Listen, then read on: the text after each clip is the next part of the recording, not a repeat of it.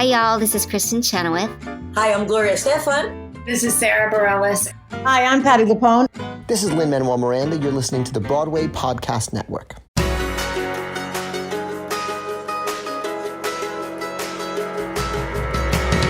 Welcome to the Theater Podcast, intimate personal conversations with the industry's biggest names. I'm your host, Alan Seals, and our guests today, guests, plural, 3 of them, Keith Habersberger, Alex Lewis, and Hughie Stonefish, comprise the comedy musical theater band called Lewberger.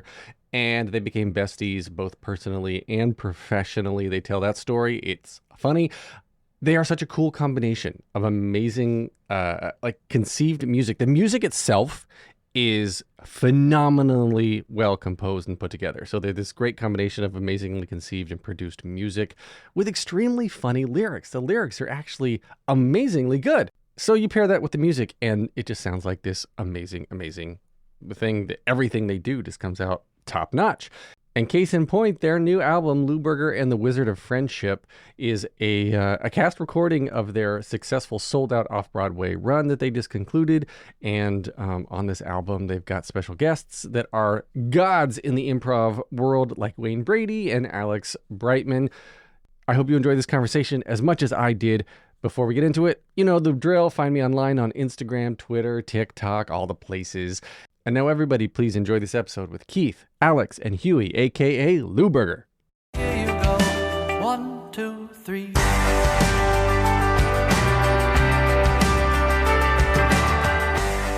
We have an amazing trio of guests today for the episode that comprise the amazing and talented and super handsome comedy band Lewberger.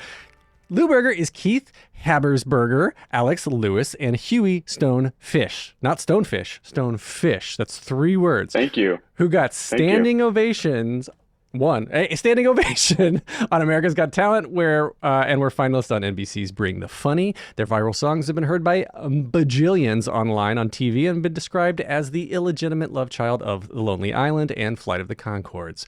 Keith is a member of the internet sensations The Try Guys, boasting also bajillions of subscribers, and their own production company. Alex is an actor, comedian who can be seen on several TV shows and movies, like All About Nina, as well as the Valley Girl remake. Hughie is an Emmy award-winning songwriter and a music producer, educator with a nonprofit, bringing arts education to his hometown of Syracuse,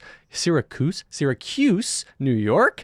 And as they continue to sell out shows across the U.S. and Canada, their original musical, Lewberger and the Wizard of Friendship, just finished a celebrated sold-out off-Broadway run, for which the cast album, featuring some improv royalty, I might add, is about to drop on June 23rd. Keith, Alex, and Hughie, welcome to the Theater Podcast. What a lovely Thanks for having introduction. us. Thank you. You are very welcome. And Hughie, I want to go back to something that we were talking about before I wrote my intro. I don't know if I'll keep it in part of the episode or not. You were saying that you were just about to buy a new guitar because you gave an old one to a fan, and I jokingly were like, oh, you just gave away your instruments, but then you actually gave a legitimate, serious answer of like paying it forward and trying to bring music to people. So touch on that for a second. I did, yeah. I'm very excited to be buying a new bass right now for my instrumental collection, and I love playing the bass. And yeah, I've something actually that I have a new record I'm working on that my co-producer on that record, Kev Liu, recommended to me a couple of years ago when I was looking to sort of upgrade some of my gear. He suggested I see if I have any fans or supporters who are looking for instruments. And so I reached out and saw if anyone needed a bass, and someone said they did. And so we met up in a safe public location, and I gave them the bass and signed it. And I've done that a couple times now. And I just musical instruments, it's hard to sell them, and it's a great thing to give. And I just love to be part of people's musical journey, and our fans are such a big part of our journey. That's why we were able to go do Wizard of Friendship. That's why we were able to make the Wizard of Friendship album. That's why we're able to go on tour. So we're so grateful to them. So this is just a way that I can personally give back some gratitude for our fans. That's lovely. And it Thanks. seems like the 3 of you are all just so friendly and loving and inclusive, right? And so what we've been seeing, everything on TV and on internet with your bajillions of followers and everything, you just seem like you're having genuine fun with each other on stage and online and whatnot. So I'm sure you've told the story a million times, but I need to hear it. Where, like, how did you meet, and why all of a sudden, like, you all have your own individual projects? Why do you continue to work together as a trio? I'll just briefly say we all met in high school. We were all doing the drama club, and we just sort of went our separate ways. But since high school, we've always just dreamed of being in a comedy band together. Okay, that's not true, but it's very cute. No, Alex and I met at a networking event. We both talked about how much we just loved doing comedy music. We were looking for another partner, writing partner, so we joined together, and we felt that there was something missing with just the two of us. We found Hughie one way or another. He was sort of the perfect fit, and it's one thing when you can immediately vibe and make comedy music with each other, but when then you can, right after rehearsal, turn to each other and be like, hey man, can I just like talk about something that's on my mind? And that person is willing to just hang out and talk through, a life issue or moment. It just seemed like the three of us got along. And I think our benefit is that we're three different people who have a lot of different things going on, because all of those things always educate you about what it is that we're doing here. And yeah, we have a lot of fun together, because I don't know how you don't have fun doing comedy music. It's just almost is like an alternative definition for the word fun, right? You're singing, you're goofing off, you're dancing, you're making jokes. People are both at a concert and at a comedy show at the same time. Most comedians don't get to do the same material forever, but every band does. So we kind of get to do funny songs that people know the jokes for forever. What a cool experience.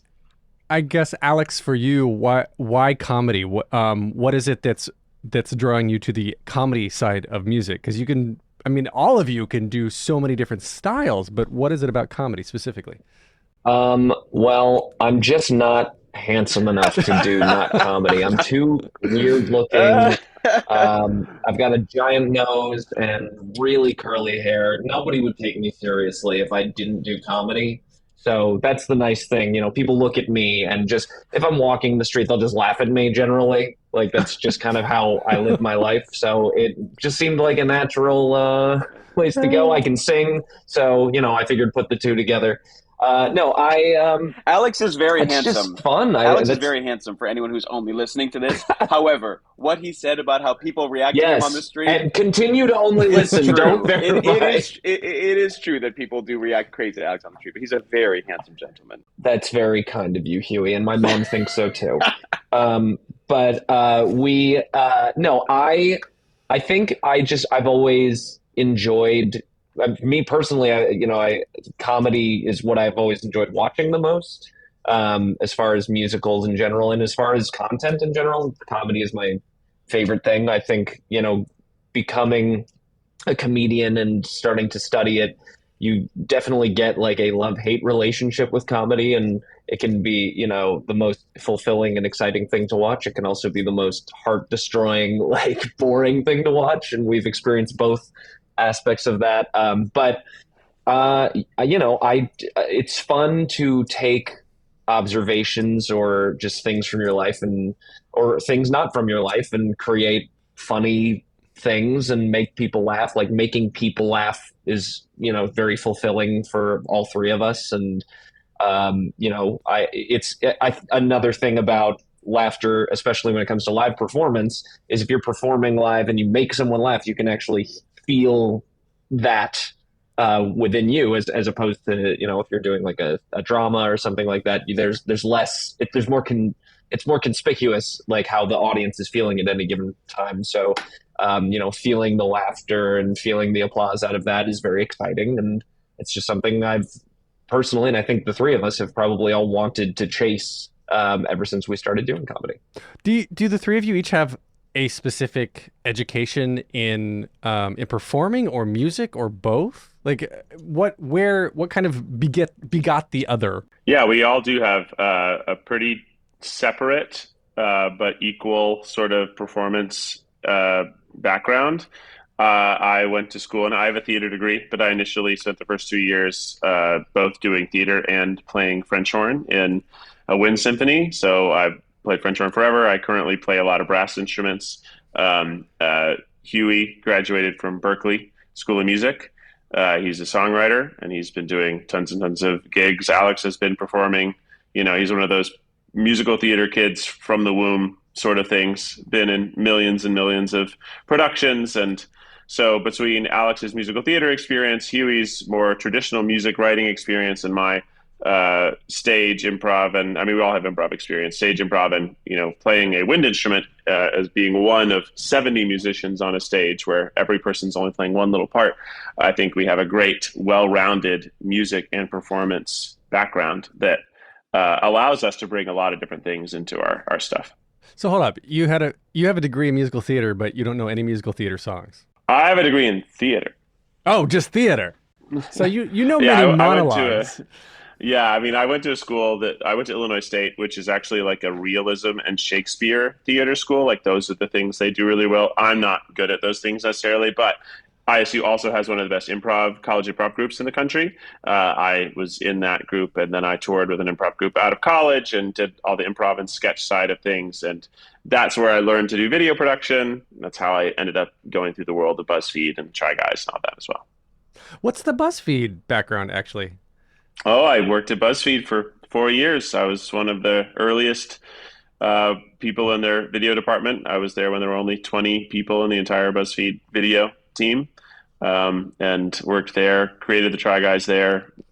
We were the people who made taste tests format on the internet, really, amongst millions of other viral formats. So I grew up in the school of creating and stuff at BuzzFeed. So lots and lots of history in viral formats and all that stuff. And now Try Guys is its own company, and we make a lot of stuff.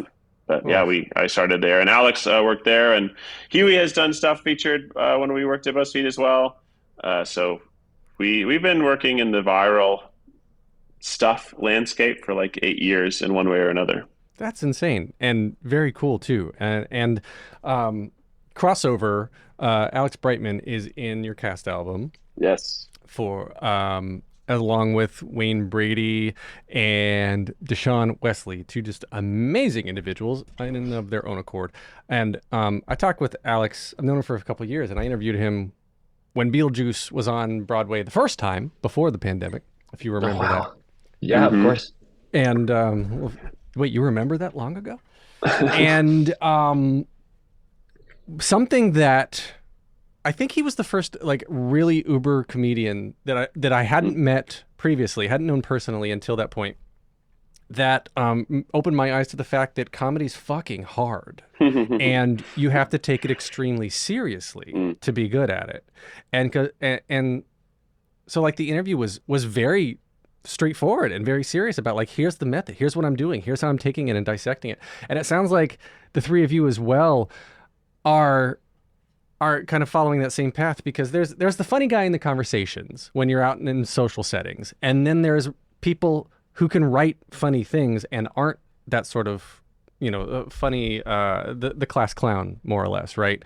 And so when the three of you met, I guess Keith and Alex, you met first, like were you making each other laugh first? And then you were like, hey, we should do something with this. And then, but we're only 90% funny. We need Hughie to make us 100% funny. Like, what's the formula? Well, I do agree with those percentages. Hughie is 10% of the funny.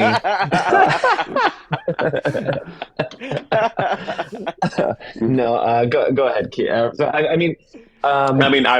What I would say is that our formula specifically for our comedy music is that the lyrics are very dumb, very silly, very jokey, but the music is incredibly seriously produced, which makes the jokes way funnier.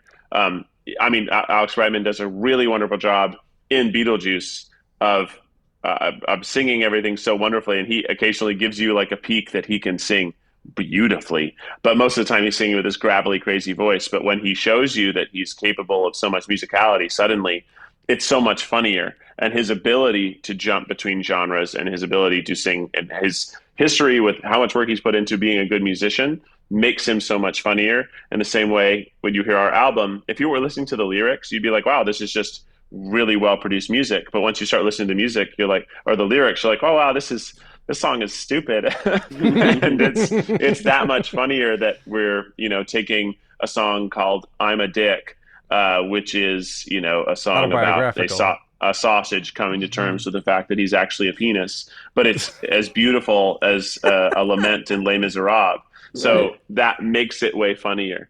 And I'd say that all of us have class clown in us, but all of us also take what we do very seriously. Yeah, one thing that Keith says about our concerts that I think is really, it's a good sort of map for who we are, is a lot of the times our shows are like, me and Hughie are on two sides of a ship, like a boat, and we're both doing something that's making the boat rock. Like, so we're taking the show is a boat, it's rocking, and Keith is up in the crow's nest just screaming, "Wait, you need to stop rocking the boat or we're going to capsize." Yeah, it's sort of like controlled chaos, but I'm not sure who's in control. That's what I was going to point out. Was that there's like the structure of like the lead singer or whoever it is. There doesn't seem to be like you are an ensemble band and you share in everything, and it's part of the strength that I think makes Lewberger so successful. We're going to take a short break. Stay tuned for more of the episode.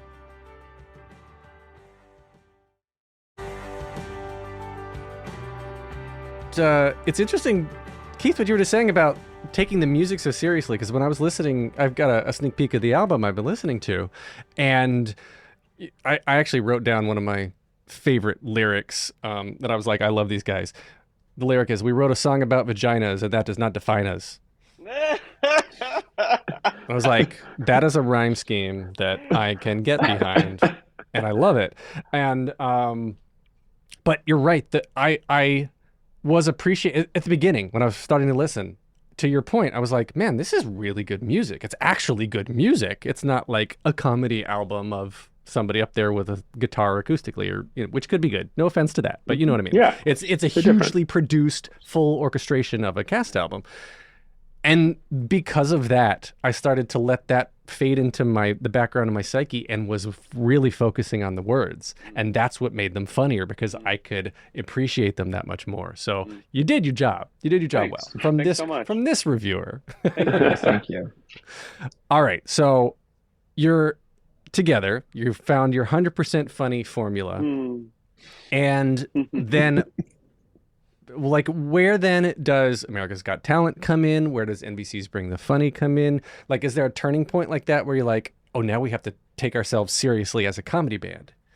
I think what had been happening was... Go ahead, Alex. Well, I was going to say, I think the first time we really probably, because, we'd been doing, this show in the back of a comic book shop for years. And I feel like the first time we really started to like go, okay, we can really focus on trying to get on big things like that, is we got to open for Garfunkel and Oates back in 2016. Yeah, it was 2016 maybe. Yeah, it was the Cabo Del Mar music festival at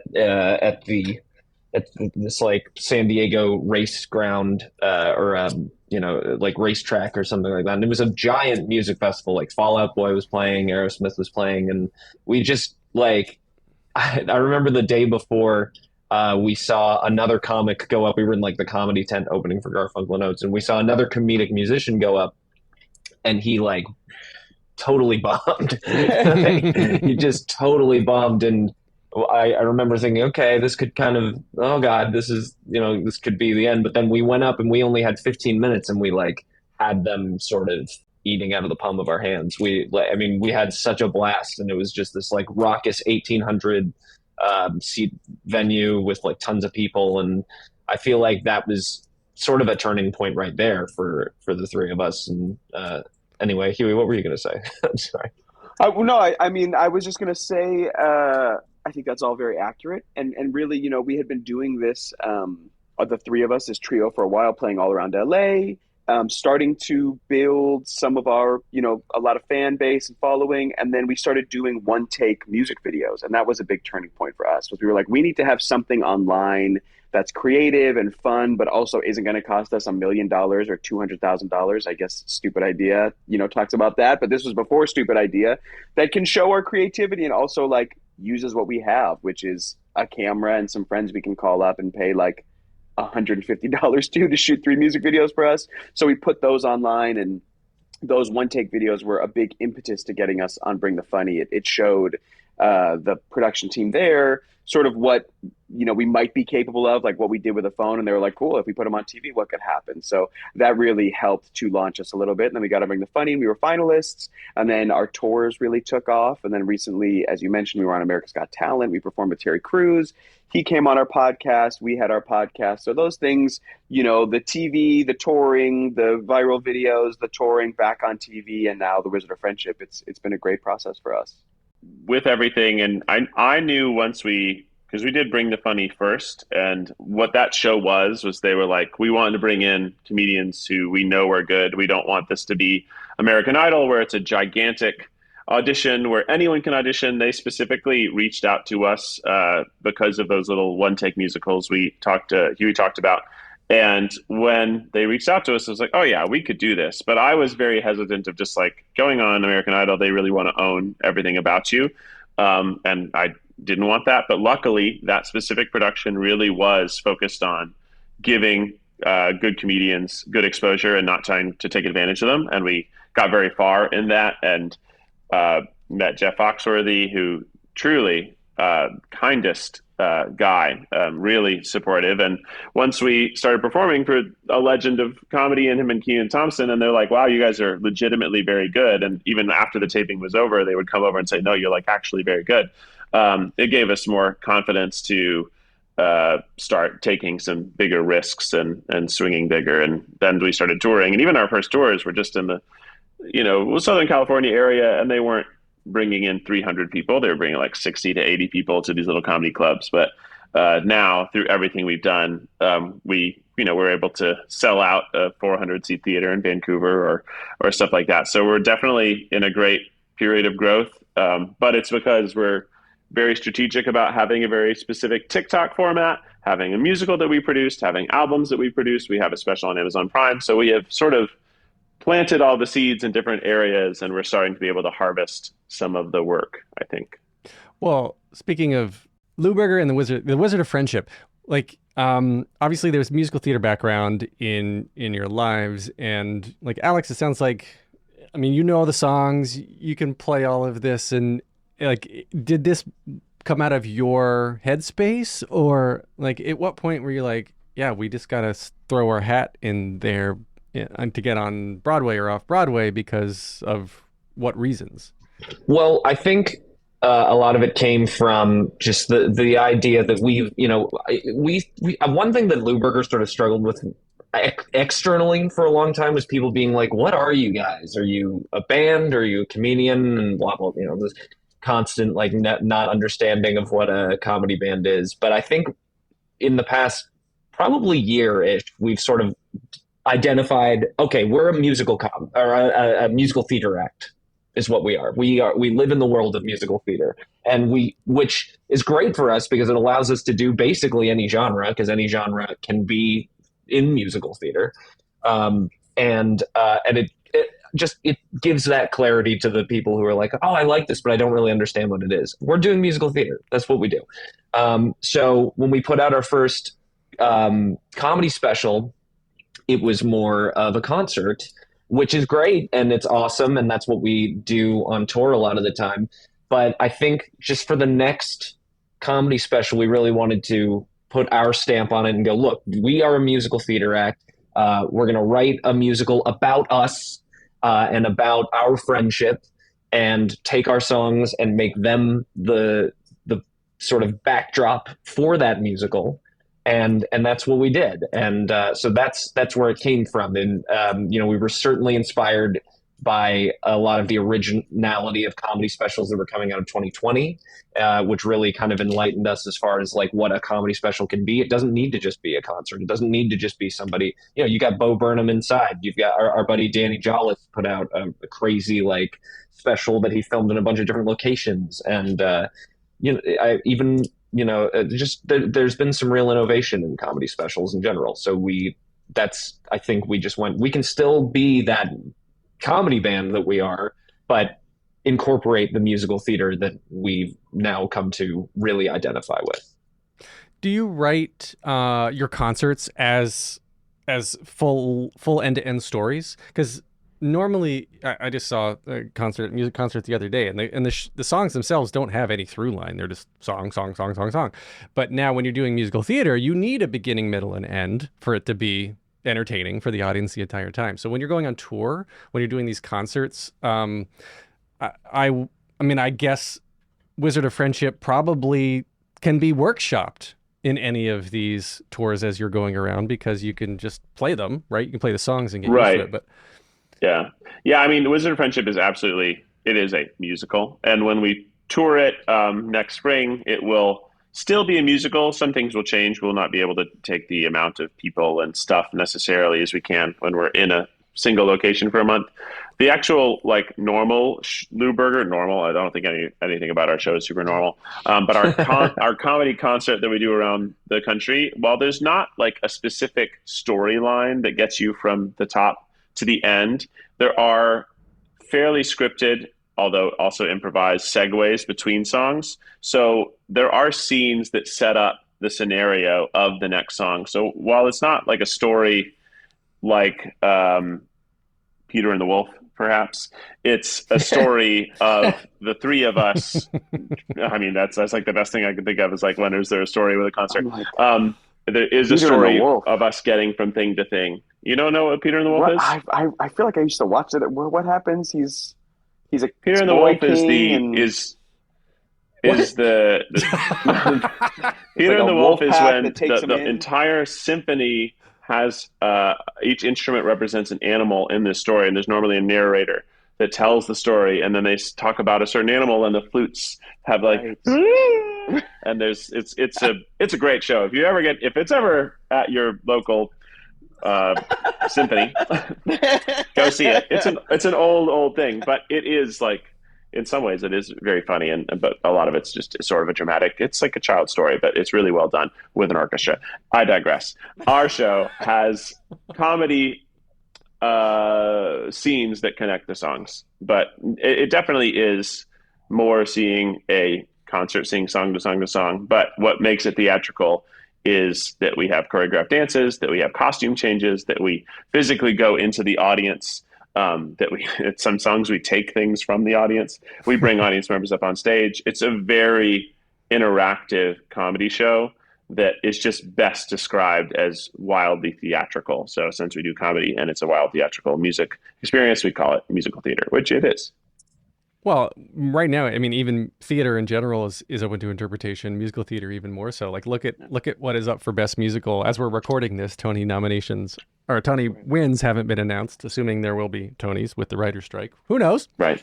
But look at all the different formats that are up for Best Musical, like Kimberly Akimbo versus and Juliet versus Some Like It Hot. I mean, three very different styles, and and New York. I mean, everything. So I mean, even with what's coming out, Here Lies Love, they're getting rid of the seats. They're they're turning it into a nightclub. That's going to be insane. And so I agree with that. And so when pulling all of this into the Wizard of Friendship, I guess.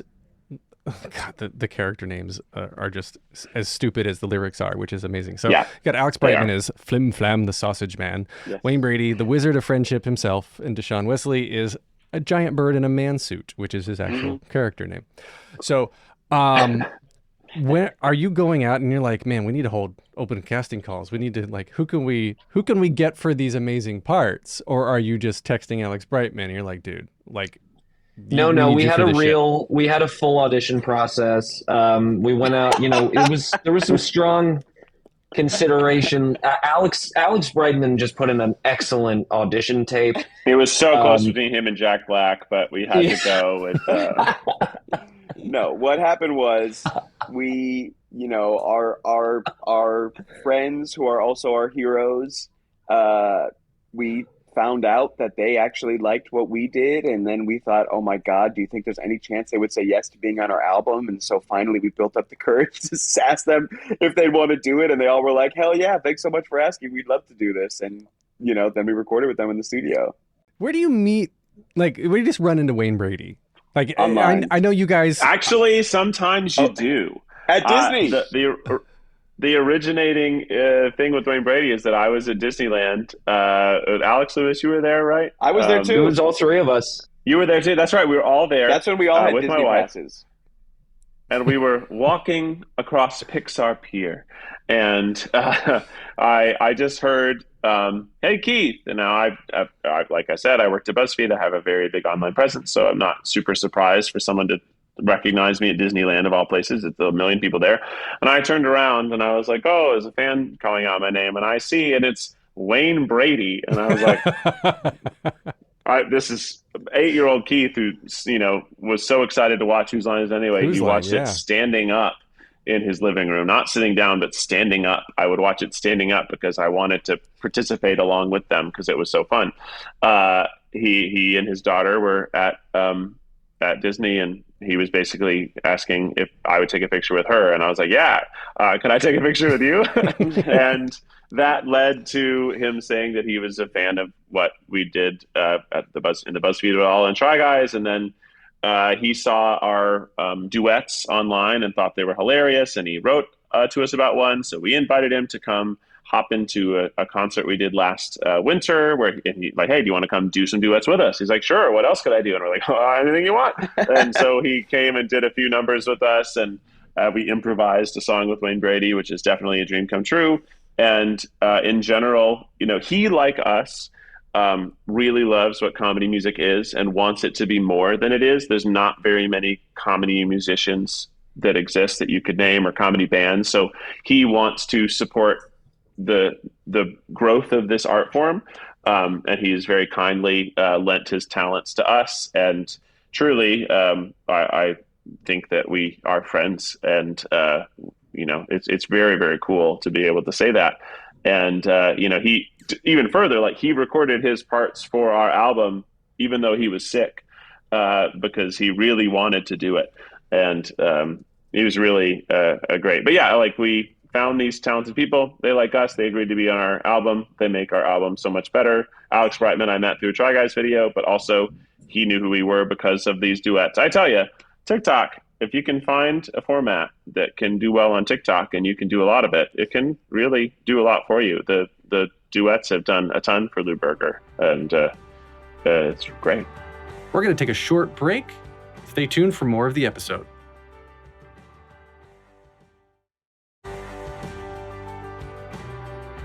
We've been really blessed because we have this series that does Broadway songs. So they've gotten a lot of good success. So a lot of Broadway shows have invited us to come do it with them. And so we've gotten to meet their cast and make videos with them and sing with them and play with them and just build, some of them have, like Keith is saying, like, some of these people have actually turned into friends, which is just so cool because they're people that we've all admired for so long. And now they're our friends and collaborators. Hughie and I went, I was just going to say, Hughie and I went and saw Six last night. And they're in the playbills, there's always these advertisements for, like, the Broadway cruises. And we've had this running joke with Rob McClure that about, we're going to come. Anytime we get a playbill, it's got Rob McClure in it on this Broadway cruise. So Hughie and I take a picture of us and the playbill. And this time it also had Alex Brightman. So we texted the two of them together, like, being like, "We're getting ready to set sail, boys. I can't wait to watch you on the cruise." This is a really dumb bit that we have. Where did the what you're doing with the Broadway shows, where did that idea all spawn from? Like, I know the words and I don't. That was brought so much joy to so many people when, like, we were itching to get Broadway content back, when the industry was just starting to allow people to touch each other again in in a friendly way. Right. Yeah, it came from us. I mean, we were trying to figure out what Lewberger's TikTok presence would be. We had auditioned a few different formats. This was one that we came up with at a wedding, Hughie's wedding. Alex was asking about some song that I didn't know, and he was like, "In My Shadow" by Frank Sinatra and Sammy Davis. What actually it was Alex being like, "We should do some duets of Broadway songs together. Do you know this one?" I said, "No." He's like, "Do you know this one?" It's like, "No." It's like, "Do you know this one?" No. And then we're like, maybe that's it. Maybe it's that I don't know them, and I just make them up.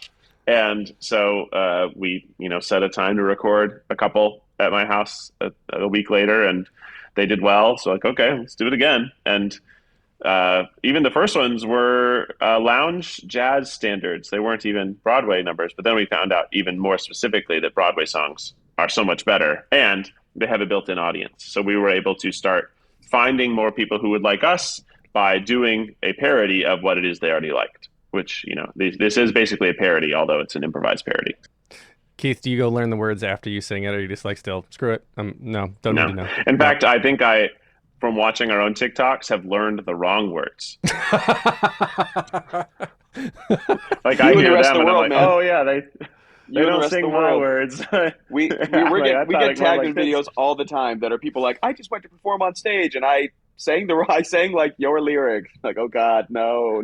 The Beetlejuice ones were some of my absolute favorites. I mean, those are more the rock songs anyway. I mean, I like all of that. That's a little more upbeat. But yeah, it's brought so much joy. And then last thing about Wizard of Friendship, is the ultimate goal to bring it to Broadway? Do you want to adapt it into something else? What's the long play for that? We have a lot of goals. Milk it for all it's worth. Yeah, I mean, the thing is, we did this off-Broadway run, and it was really successful. We had a great time. Everyone who came to see the show had a great time. Now we have this album that we're really, really proud of, and we can't wait for everyone to listen to.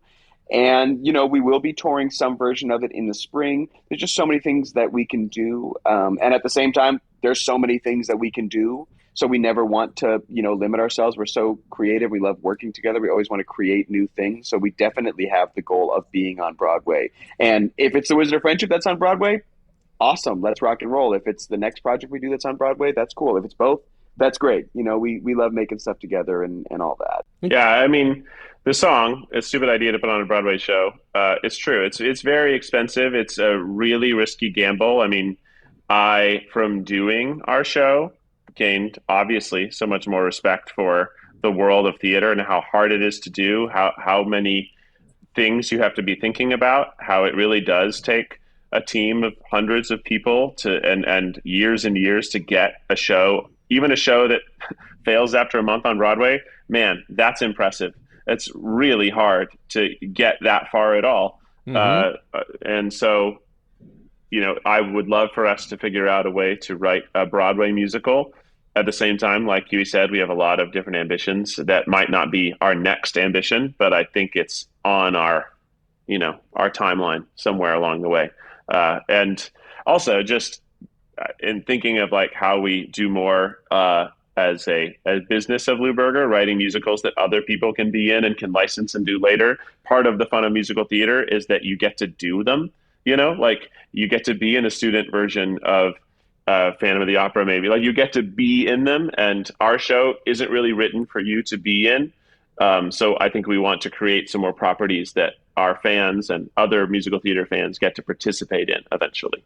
I was gonna, make a joke about like having the show dethrone Addams Family as the most licensed high school production, but you sort of, well, I want to ask a serious question though, because now it's interesting because it sounds like to me the three of you are so is equally focused on creating and writing for others as you are for yourselves, which your typical sort of, I guess, comedian, I wouldn't put that, like comedians don't write for others a lot of times. You can't. The comedy's for yourself. Yeah, I mean, that's true. But musicians write for each other like crazy. Songwriters write for everybody. And I mean, in the business side of things, that's how you make money, right? If you can write a song for someone who's way more famous than you to sing it, you're going to make money. And that's not one of our ambitions, is to, be profitable with comedy music. That's cool. But I do think it's like, if you want to be a good writer of musicals, you have to learn how to write for other people, not just yourself.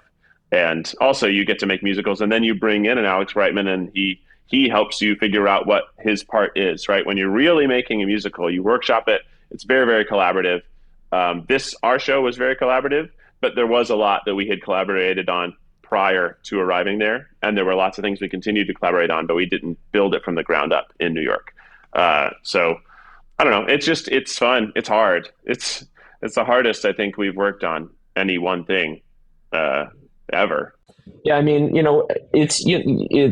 we definitely it will also probably depend on the project itself. Like, if we wrote the next six, for instance, which I don't know why you would go to us to do that, but if we wrote a show for, six women, that would be, we couldn't do that show. But if we wrote a show that a couple of us could be included in, or all three of us, or whatever, like, then maybe we'd be a part of that. It just kind of, it's also project dependent.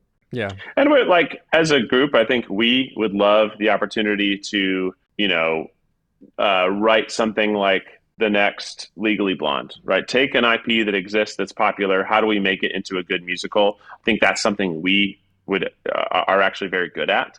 And because of our variety of genre, I think we can bend to a lot of different properties. So we're hoping that through all the projects we continue to do, when somebody has optioned some great thing and they're looking for a talented trio of guys to help them write this as a musical, that they think of us. Well, the Nancy Drew musical was just announced a day or two ago. And so what's missing now from my childhood is the Hardy Boys version of this. There you go. Right. There you go. Just putting that out there. We need some Hardy Boys musical action. Encyclopedia Brown could be a great musical. If you're familiar with that childhood favorite of mine. TGIF, all about step by step. Let's see, starring characterized Suzanne Summers and Patrick Duffy. Let's see. Okay, so 3 closing questions I ask everybody to wrap up the episodes. We'll try to keep your answers summarized so I can get to all 3 of you. So I'll start with you, Hughie. The first question, then, very simply, is just what motivates you. What motivates me? Yeah, man. What motivates me for what? To eat healthy, to not eat healthy, to practice piano, to do nonprofit work, to go on tour. Like, is that all I get? To get up in the morning. This is an open-ended question on purpose. To get up in the morning and take that next step. What are you doing it for? I like to be able to have influence on the world. And I have found that the more success I have in my career, the more influence I get to have. So that's one of my motivations. Lovely. Alex? My crippling neurosis. Which is not a wrong answer. No, I know. It's a very right answer. My crippling neurosis and fear of failure. Those 2 things motivate me the most, I'd say. Well, you are definitely the most musical theater of the 3 of you. So yeah, that's on par. That's on brand. Keith, go ahead. I ultimately just like to make people laugh. It makes me feel good. It makes me laugh. So probably that's the simplest answer. I like to get up, and I'm probably going to make somebody laugh today, and that's great. I love that. All right. So, Alex, we'll start with you this time. What advice would you give to your younger self and younger people listening now, starting out down a similar path? Okay. What advice would I give to my younger self, and advice to Jesus? Don't be afraid to get on anti-anxiety medication. There you go. And good advice, bro. And also, you know what? I would have said, I think if I could have started writing earlier, that would have, like, writing, not just comedy music, like writing actual scripts earlier. It taught me a lot, and I think I could have, if I'd really just put my mind to it, I could have done it. You learn so much with every new thing you write. So that's the advice I'd give. Write your own stuff. Keith? Take piano lessons. I wish I'd taken piano lessons. I never took piano lessons. And as much of it is a stereotype of a thing a kid doesn't want to do, I tell you, if you think you want to do music, it's going to be the very best thing you can do for yourself. But you play all the brass, but you never learn to play piano? That's correct. I play. So they're very different instruments, Yeah. Brass, one note at a time. Yeah, that's true. That's true. A limited amount of fingers, even. It's very, it's a monophonic instrument. Hughie. I have two pieces of advice for my younger self. One, don't be afraid to be the worst person in class. You should strive to be the worst person at everything you do, because then you'll be surrounded by people who are better than you and you can learn from them. And the other thing I would say is just release music, put it out. When I was younger, I was very precious about everything that I put out. And I think looking back now, if I had just been consistently releasing music from the time that I graduated from Berkeley to now, even though a lot of that music would probably not be very good, I would have more people that were interested in listening to my music. So those would be the two pieces of advice. Yeah, as an advice to anyone out there listening who wants to make stuff online, since that's so much of what we do, online videos, content, it's never finished, it's released. Yeah. You know, you don't have time to be precious on something that really doesn't make you any money back. You need to make it, put it out there, move on. Yeah. Learn from it, make another thing. You got to Lewberger has made thousands of pieces of content. You have to do that for every, and for every 50, one will hit, right? So you just got to crank. You just got to not be precious, not be upset that something doesn't do well. Just learn from that thing and try again. All right. Keith, we'll start with you for the last question. It's the hardest one. If you could only see one show for the rest of your life, but you can see it as many times as you want, what would you see? A theatrical show, I'm imagining you're suggesting. Oh, what show would I see if I could only see one show forever and ever? Maybe. Beetlejuice is really fucking fun, but you were in it. I'm right. I know I was in it. Beetlejuice is a blast because it's visually so ridiculous, but I also love Book of Mormon. And I'm proud of any comedy musical that becomes, stays forever, right? Like that's got to be the hardest thing to do. So I think I will go for Book of Mormon only because it inspires me a lot of what I would hope to be able to make someday. Hughie.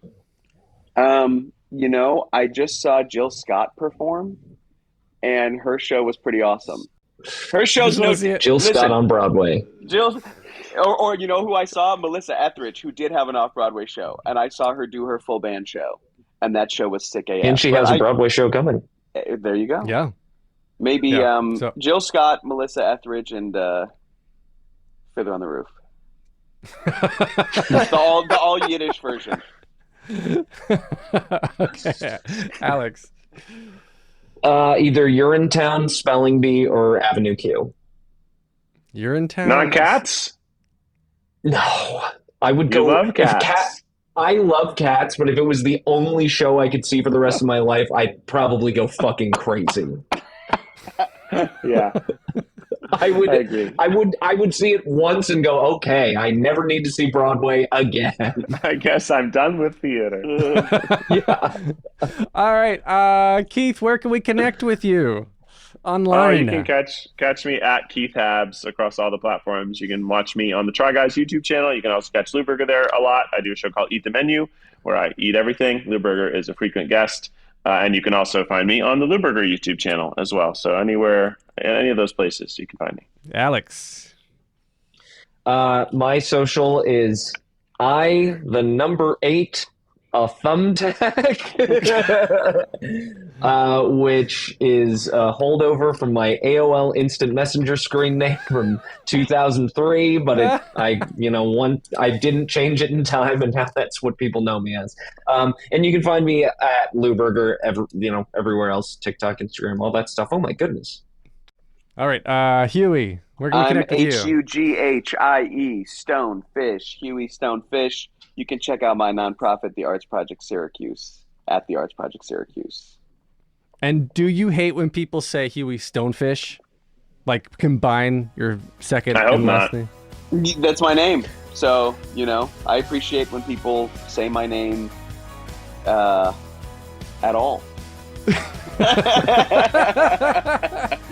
Well, thank you. Thank all three of you. Man, this has been so much fun. I really appreciate it. And everybody, please listen to Lewberger and the Wizard of Friendship album out on June 23rd, everywhere you stream your comedy music, which is everywhere you stream music. It's freaking funny. Thank you, guys. Appreciate it. Thank you. Thank you. Woo. Take a deep breath, make the world a little colorful.